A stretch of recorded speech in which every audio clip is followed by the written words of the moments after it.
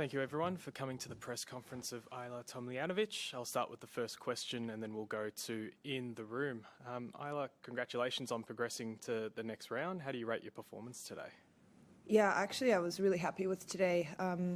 Having played her a week ago, I felt like I knew a bit more coming in, but honestly these matchups are a little tricky for me. I feel like we play very similarly, and but I think considering how I felt going in, a bit unsure but really excited because I felt like I had a really good training week. I just so happy to get the win.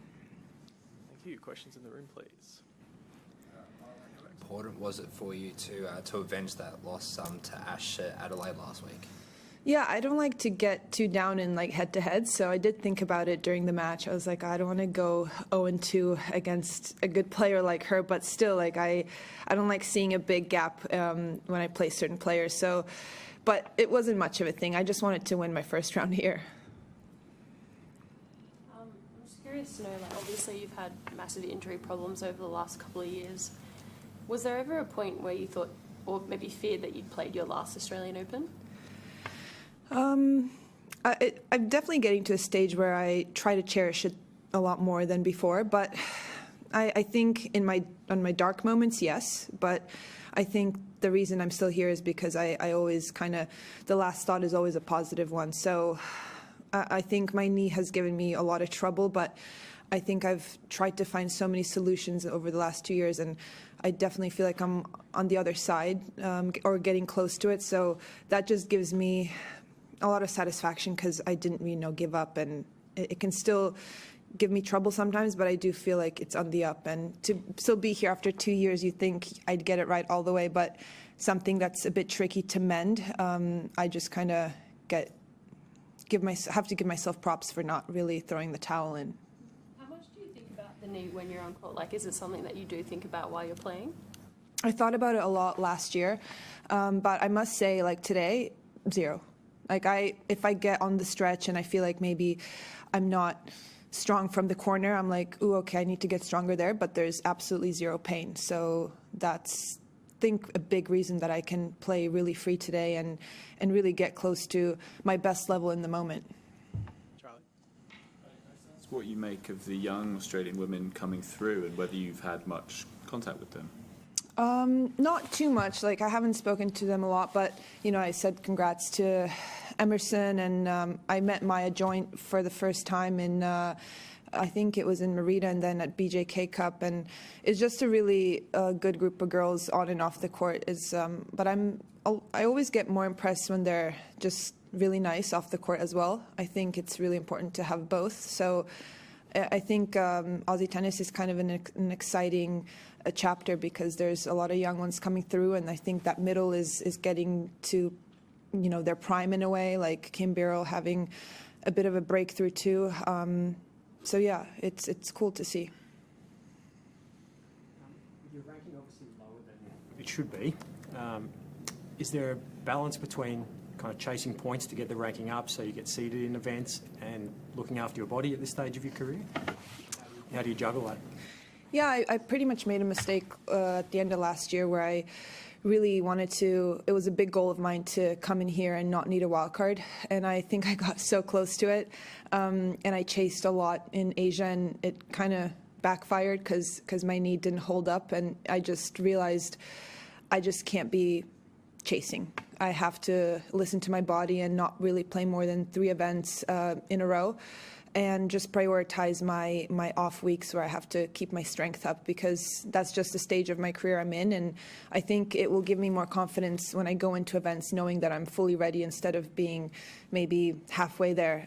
So to answer your question, no, I'm not going to chase points this year at all, and if I have to play a few more qualities matches in events, that's okay. I've done it before, and I think with my level, hopefully I can, even with maybe not a lighter schedule, a smarter schedule, I can still get to, hopefully at some point, to a seeded position, but I feel like I'm in a way far away from it, so I'm trying to take her the steps before that.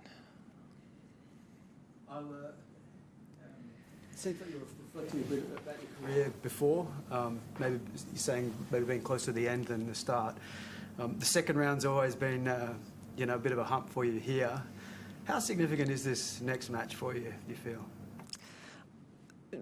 Of course, I would think it is, but at the end of the day, I want to make second weeks, not third rounds. So I'm not going to put too much pressure on it. I know that I'm coming up, against someone that's a really tricky player. She's seeded. She's won so many matches last year. Yeah, I would love to get through and kind of make a new memory of getting over that second round hump, but it's also not really in my head as much as it probably should be, because I know I haven't had a great track record in the second rounds here, but it's not for lack of trying or giving it my all. So yeah, I'm not going to think about past outcomes here.